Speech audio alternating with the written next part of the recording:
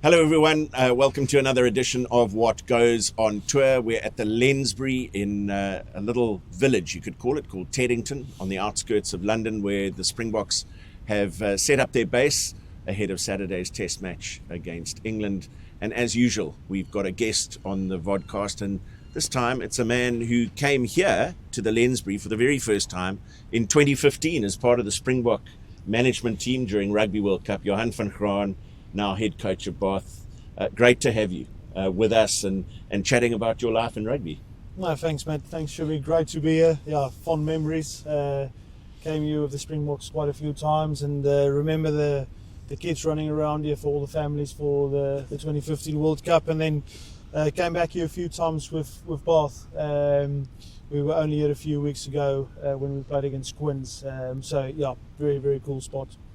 It is just one of the greatest training facilities. I'm not surprised you've come back here with your club side, but tell us about your journey through club rugby, because you left South Africa after 6 years with the Springboks, went to Munster, took over from Rassie and Jacques, who'd come back in the opposite direction, and since then moving on to Bath. It must have been a pretty steep learning curve for you. Yeah, so spent 9 years at the Bulls. Pretoria Boychi, from Muffies, Tuks. So left Pretoria, spent a year in the United States playing, and then was part of an incredible group of people at the Bulls. Got the opportunity to go to the Springboks from 2012 onwards, and my dream was always to become a head coach. And I remember meeting with Ian Foster in Auckland, and I said to him, Fozzie, who became a good friend of mine, when is the right time to become a head coach? And he said, look, Johan, you'll know, and you've got to give it a shot. You'll know then. And the opportunity came at Munster.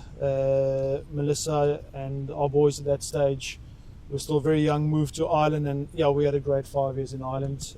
Small village, Castle Connell, just outside of Limerick, and yeah, we could have stayed there forever.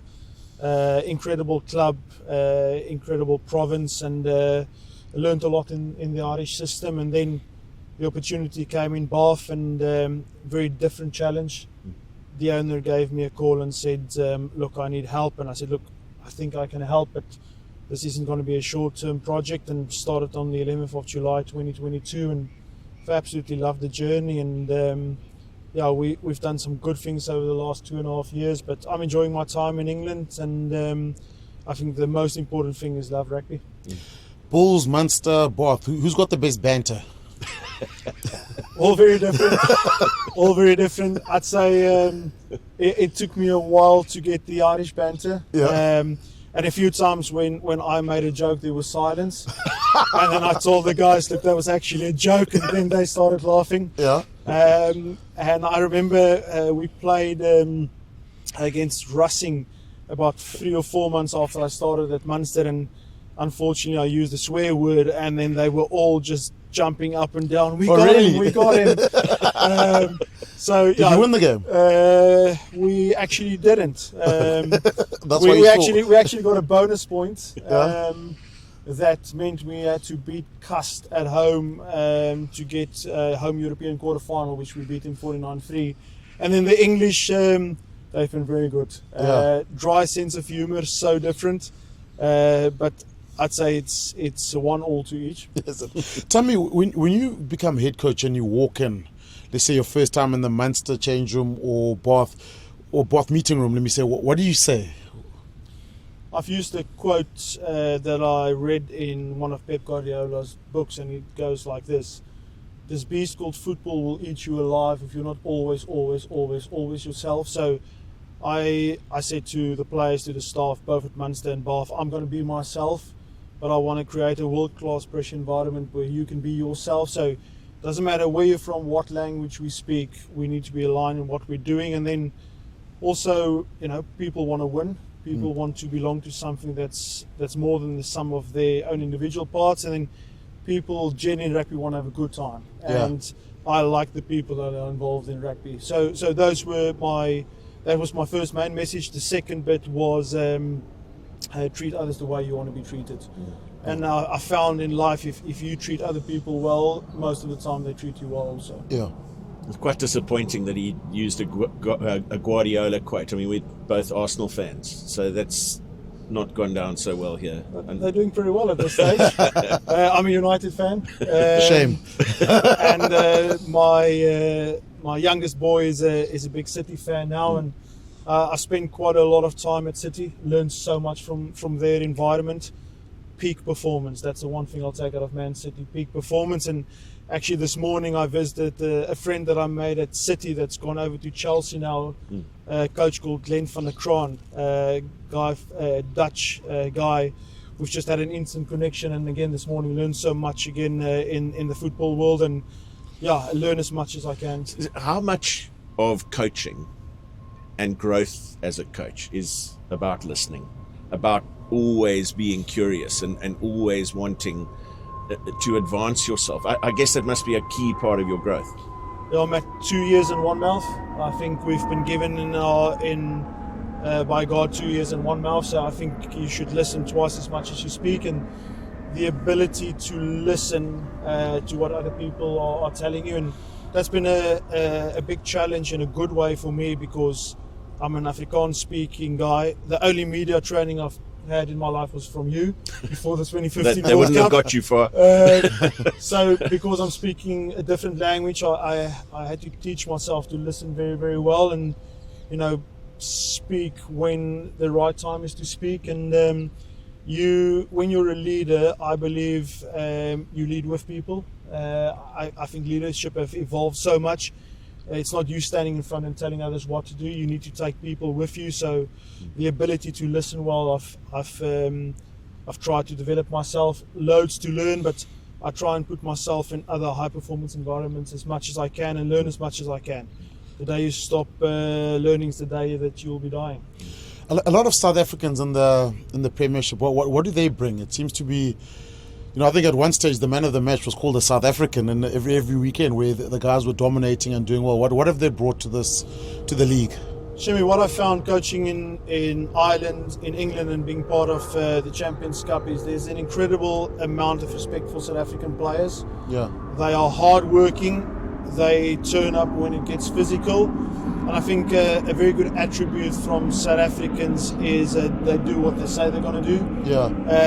Because there can be so much white noise in professional sport, but South Africans are very well respected all over the world. And look, there's some phenomenal players in the Premiership. Andre just came back to the Premiership now, and he's just slotted in. We've got so many good South Africans at Bath. Yaku Kutsia, someone that left the Stormers, that's gone under the radar. He's been one of our best players coming from the bench as one of the Premier ball carriers. Yeah. The Priya brothers at Seoul has been excellent. So many to name. Bernard Jansen van Rensburg at Bristol since he left London Irish. Yeah. He's been so good for them. So well respected and good men. And sorry, mate. And then you obviously watching the Springboks from here. What have you seen? What have you noticed? Growth. Yeah. What I saw is a team that's gone on a journey. I saw a team becoming very good at executing the simplistic things well in the 2019 World Cup. Excellent kicking game, brilliant defence, small individual moments by very good players. Damien the Linder in the semi-final against the Welsh. Andre's goal kicking in big games. Eben and Loort in that World Cup was phenomenal. I remember the maul against Japan, the 55-meter maul, and then how the team has evolved through a difficult COVID time, beating the Lions at home.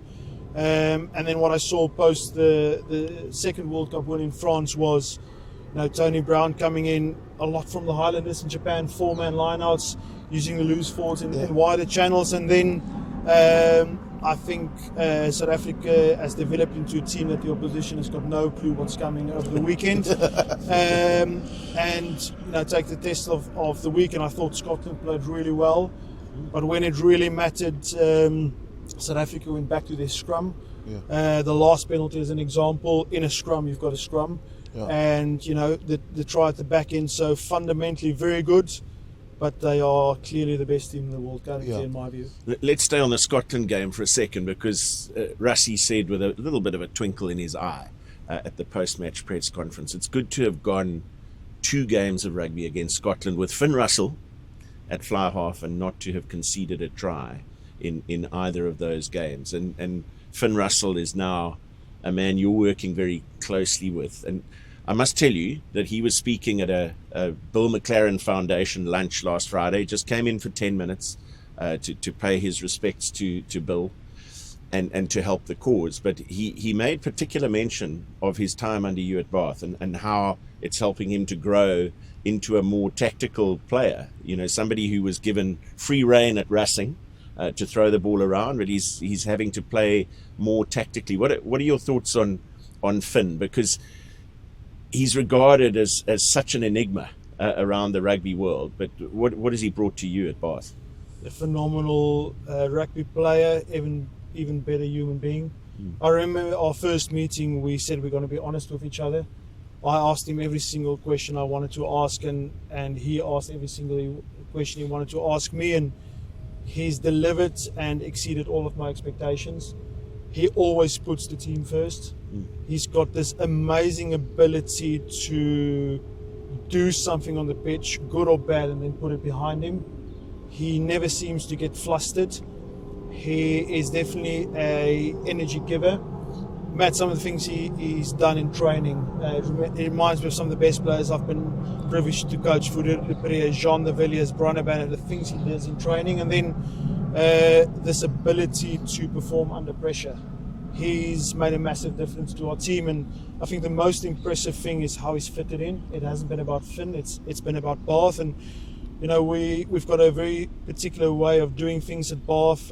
We've got a very good owner that wanted the team to perform in a specific way, and we've all bought into that, and I've given some structure to that, and Finn has really been one of the pieces that's made the most amount of difference, and I'd like to believe he's become a better rugby player, and I can only speak of with the highest quality of the man.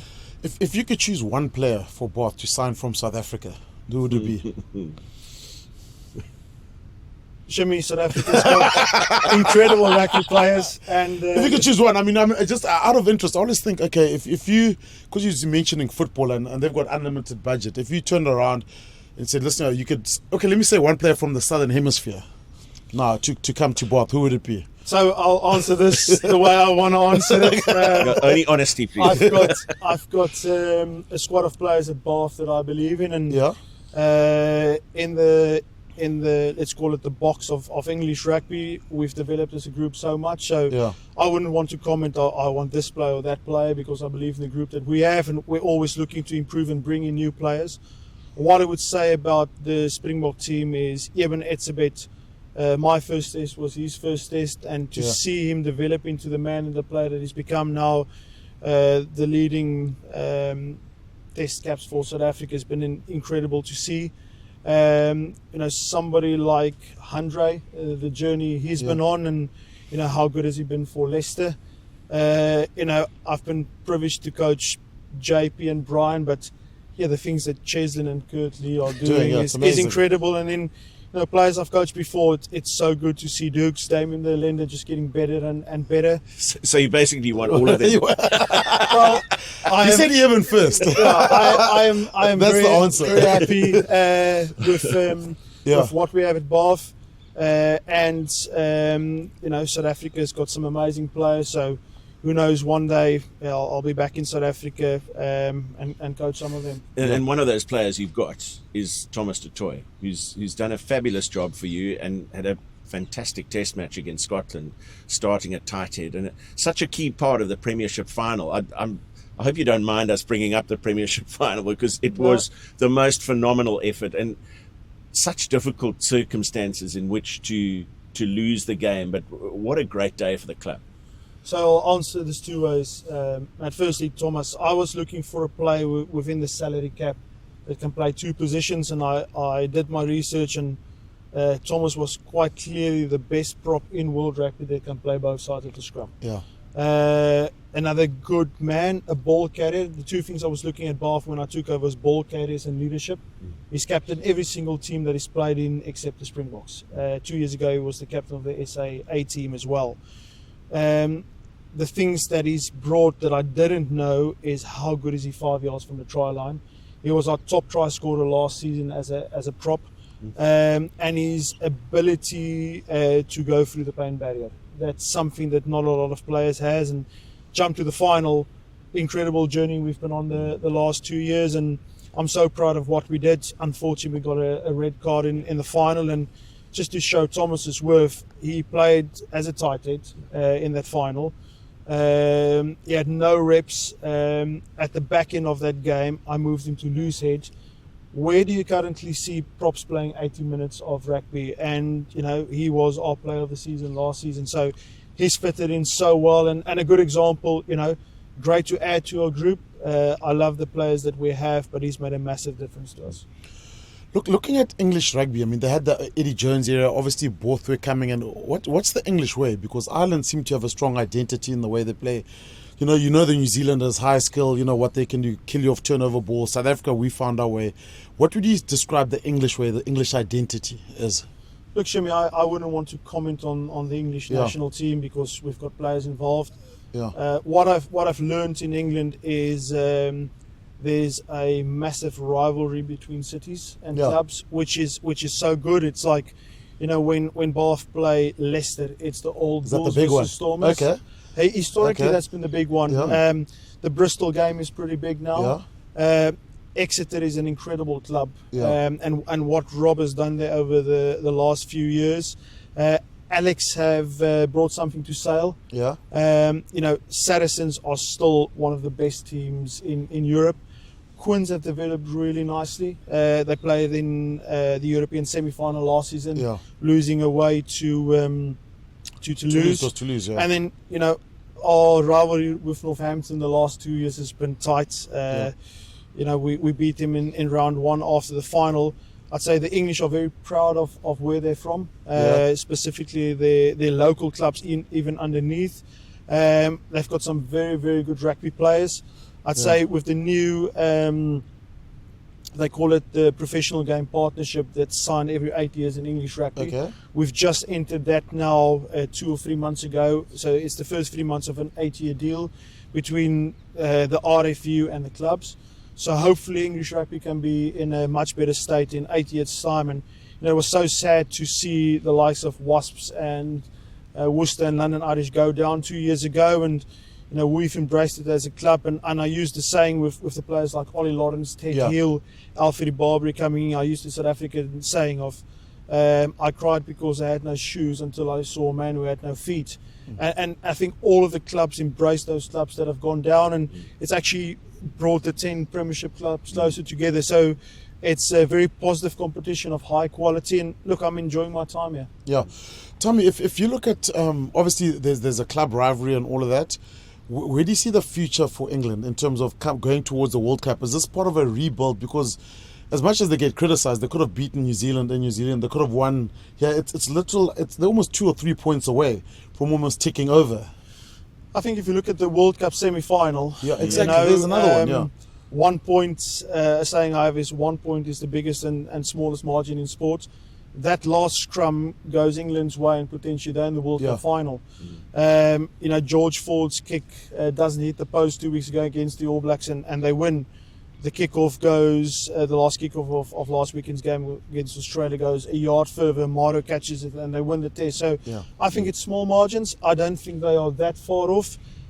Unfortunately, England is a lot like South Africa. They expect. People expect and people care. Yeah. That's why they criticise. You'll see fired up Twickenham on Saturday, both sides of the ball, the South African supporters and the English, and they'll fight. They'll fight, and I respect that. So look, that's for the English national team to figure out. What I would say is I'm proudly South African. I support the Springboks. My family's coming. But I also support the players that I coach in the English national setup. Ollie Lawrence, Will Stewart, Ted Hill, Ben Spencer.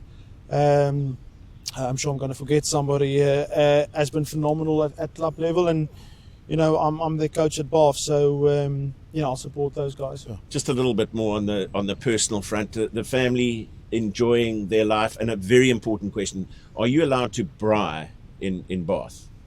Matt, so I stay about 9 miles outside of Bath at the training ground. Our Weber came from Limerick to That's important. I've got my roosters there. The South Africans at the club, Quindru, Jaco Kutsia, Louis Schroeder, Gerrit Jan van Velze, that was there. We've got our local butcher that knows what boerewors to make. We actually braai with true South African hout. Yeah. So braai is very important. And the English actually enjoy the braai. Some of them have also started to enjoy the brandy with the braai. And You are changing them culturally. With Coke Light, remember that? yeah, well, I wouldn't say I, but everybody makes their own choices.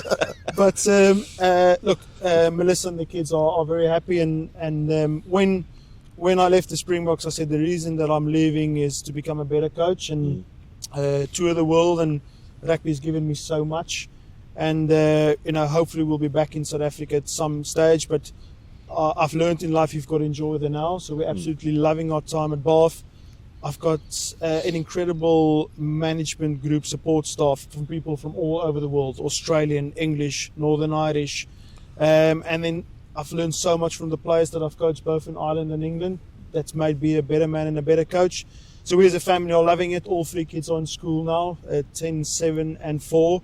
They've got 5 teams that they generally support. And they enjoy their football now. And as long as they're happy, and then we'll keep on this journey. I suppose the fortunate thing is, you spoke about going to Man City. We don't have that in South Africa for personal development. If there's 2 or 3 things you could take from, besides the cash, from football to rugby, what would it be? No, I think the thing I'll take from Manchester City is peak performance. Yeah. And alignment. Let's just use a football game at 3 o'clock on a Saturday afternoon. The whole club is aligned to perform at 3 o'clock on a Saturday afternoon. Yeah. Shimmi, I've spent some significant time in the NFL. My last visit last season was to the Dolphins.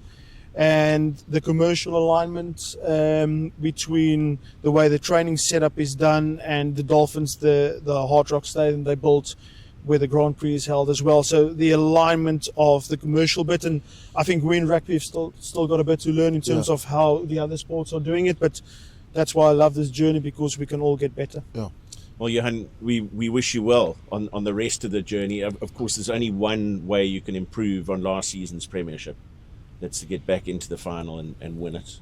So we wish you well with that, and congratulations on everything you've achieved. I do have this not very sneaking suspicion.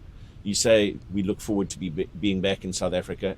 I'm sure we're going to see that. And it's just wonderful to see the acknowledgement that South African coaches are getting all over the rugby world. You look at Franco Smith and Sean Everett in Scotland, and Jacques going back to Leinster. So well done. Thank you for being with us here at this beautiful Lensbury. The sun is just sinking. The River Thames is over to our left here. Beautiful autumn evening here in London, and lots to look forward to on Saturday as the Springboks take on England. Please catch up with all the episodes of What Goes on Tour. They're available on SuperSport's YouTube channel. Give us a thumbs up if you like it. Subscribe to the channel, and also keep your comments coming. We really do appreciate the feedback, and glad to say it's mostly been positive from our vodcasts on the tour so far. So Shimmi, thanks again. Thank you. Johan, Thanks, Matt. Thanks, look forward to seeing you at Allianz Stadium at Twickenham. That's definitely Twickenham. Some things don't change. Thanks everybody, and until the next time on What Goes on Tour, cheerio.